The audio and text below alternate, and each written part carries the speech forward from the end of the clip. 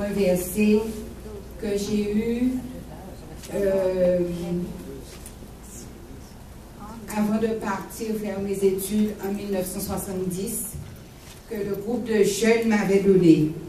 C'est un verset que j'ai eu l'occasion de méditer beaucoup avec lorsque j'étais plus petite, mais je pense que il savait que j'en aurais besoin depuis 70 jusqu'à maintenant. Josué 1, les versets 8 et 9. Que ce livre de la loi ne s'éloigne point de vous.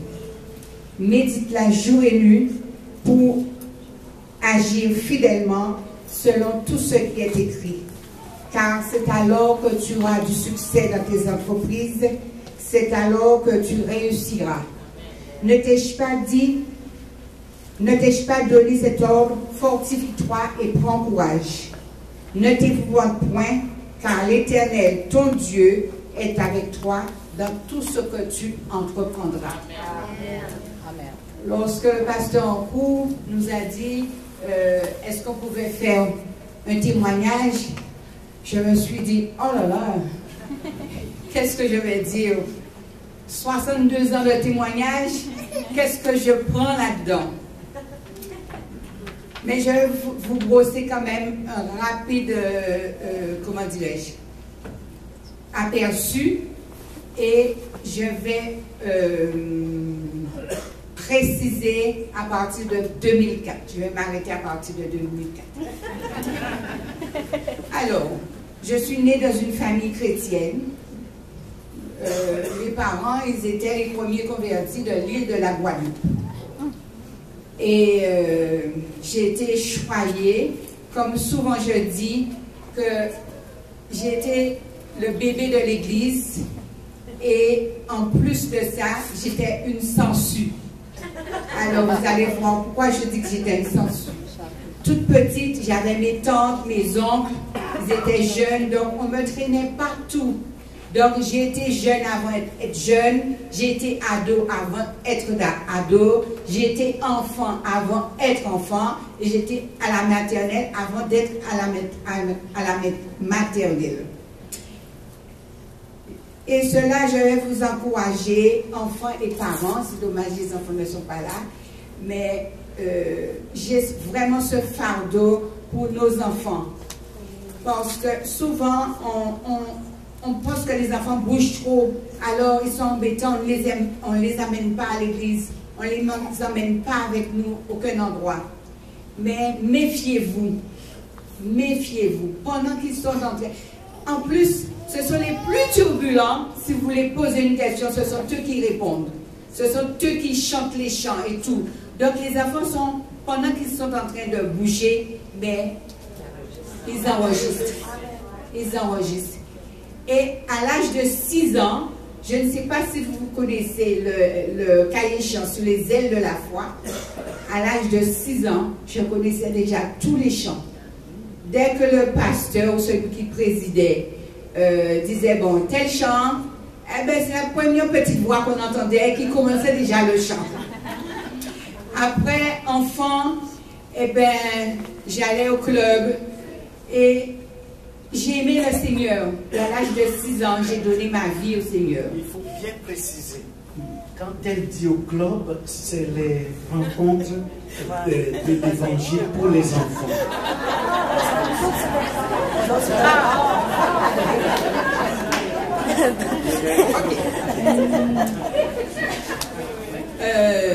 Chez nous, on fait beaucoup d'écoles des enfants bibliques. Il y a l'école dominicale, il y a aussi durant la semaine. Dans mon temps, c'était le jeudi, mais maintenant, c'est le mercredi. Et on a beaucoup de choses qu'on fait pour les enfants. Pour les bébés, pour les enfants, pour les jeunes, pour les adultes et pour les ados. Donc, moi, j'ai bénéficié de tout ce qui se passait. Il n'y avait pas quelque chose où je n'étais pas là. D'ailleurs, lorsqu'il y avait des camps, et durant les vacances scolaires, il y avait des camps. Une semaine, c'est dans une commune de notre belle Guadeloupe, sur la montagne. Il y a des cabines, des chalets. Et là maintenant, nous aimions nous rencontrer là. Et plus nous grandissions, plus nous nous trouvons bénis. Je me rappelle, j'ai eu un très bon copain qui disait chaque fois, « Ah, Satan nous attend au pied du monde. » Et quand il fallait partir le samedi, tout le monde pleurait, on ne voulait pas se laisser parce qu'on était bénis, on se sentait dans une... comme si nous étions déjà au ciel.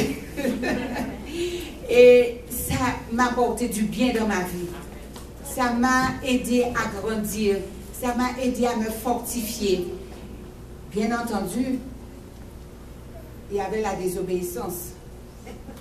Mais comme la parole de Dieu revenait, je me rappelle une fois, je me suis dit, mais Maggie, si tu essayais un jour d'obéir à ce que maman disait, tu vas voir le résultat. Et je me rappelle une fois, j'ai dit, tiens, maman m'a dit ça, laisse-moi essayer. Quand j'ai essayé de faire, pas ma tête, ce que maman me disait, j'ai vu que j'ai réussi et j'étais bénie.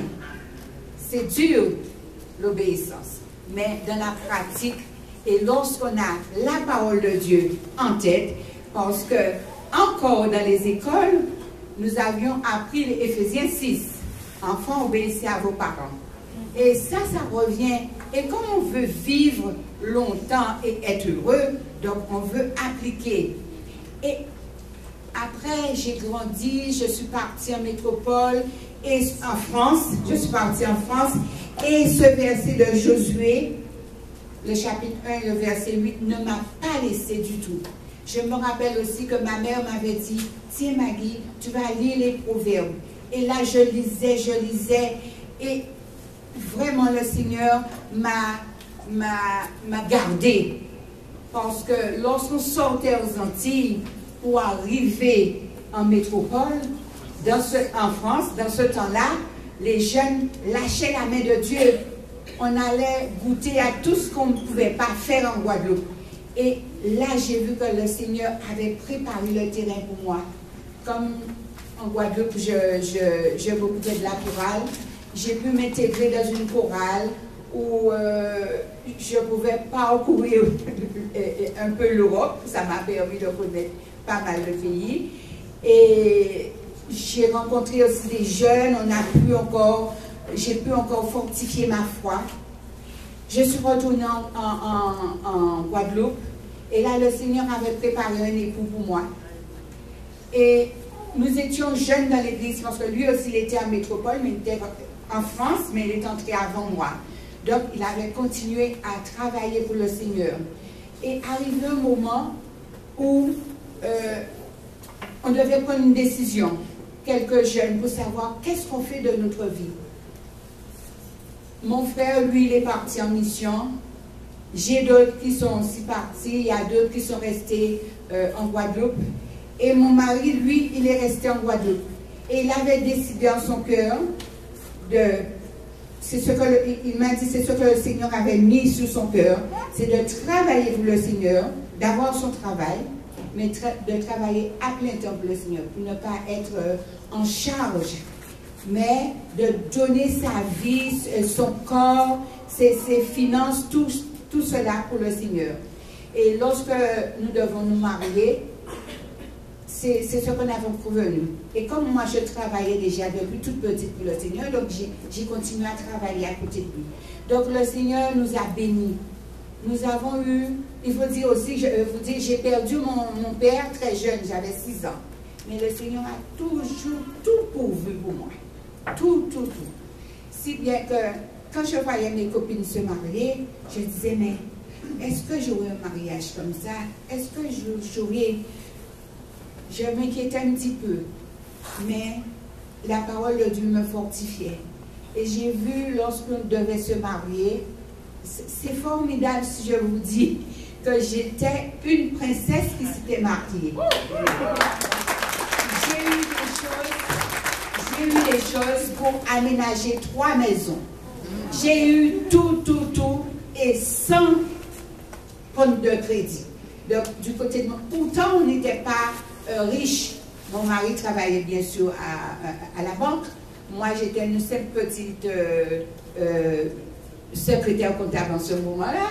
Donc, c'était pas comme le Seigneur avait tout pour vous, tout pour vous. Et nous avons continué à travailler pour le Seigneur, jusqu'à ce que le Seigneur a pris mon mari, mais je tiens toujours à travailler pour le Seigneur. Alors, je vais retourner un petit peu en 2004. En 2004, là, le Seigneur m'a dit, mais Maggie, ah oui, la vie est belle, mais je pense que j'ai quelque chose pour toi, et cette quelque chose-là sera pour toi seul. Parce que moi, j'étais cachée derrière mon mari, je m'appuyais sur lui. Quand il s'était levé le matin, il avait déjà prié pour nous. Il avait déjà fait le chocolat. Donc, nous, on entrait, mes filles et moi, nous rentrions seulement dans le moule. On priait le Seigneur, mais comme lui, il avait déjà fait la chose, donc nous étions protégés par lui. Mais le Seigneur m'a dit, bon, ben, il y a quelque chose, mais je ne le savais pas encore. En 2004, il me restait 7 ans à travailler pour avoir ma retraite. Et mon directeur que j'avais travaillé 28 ans avec lui devait prendre sa retraite. Donc on a embauché un nouveau directeur. Et ce nouveau directeur, après 2 mois, a commencé à me faire du harcèlement moral. Mais pendant 1 an et demi, 2 ans, je n'avais pas vu venir. Je n'avais pas vu venir. Il me demandait des choses impossibles, inimaginables, des choses qu'on ne faisait pas du tout dans l'entreprise. Mais le Seigneur me donnait la force. Et puis, 2004, 2005, 2008, la maladie de mon mari s'est déclarée. On a trouvé qu'il avait un cancer. Et il est parti en métropole. Il est parti en France, excusez-moi. Il est parti en France. Lorsqu'il est parti en France, moi, comme c'est une petite entreprise, donc il n'y a pas d'assistante sociale, des choses comme ça, moi j'ai trouvé que mon patron n'était pas obligé de savoir que mon mari était malade. Donc j'ai continué à travailler comme... Et puis finalement, il a su que mon mari était malade. Donc il a redoublé son harcèlement. Il m'a mis la pression pas possible. Mais le Seigneur me permettait de faire mon travail à temps. De faire mon travail à temps.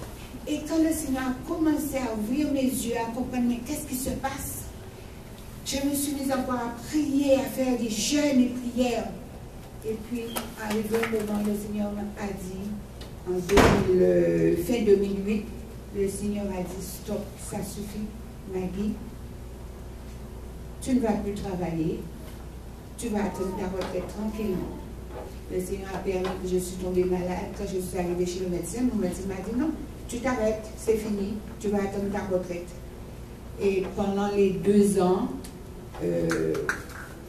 j'ai vécu normalement, j'ai eu mon salaire normalement, tout. Je dis que le Seigneur m'a béni.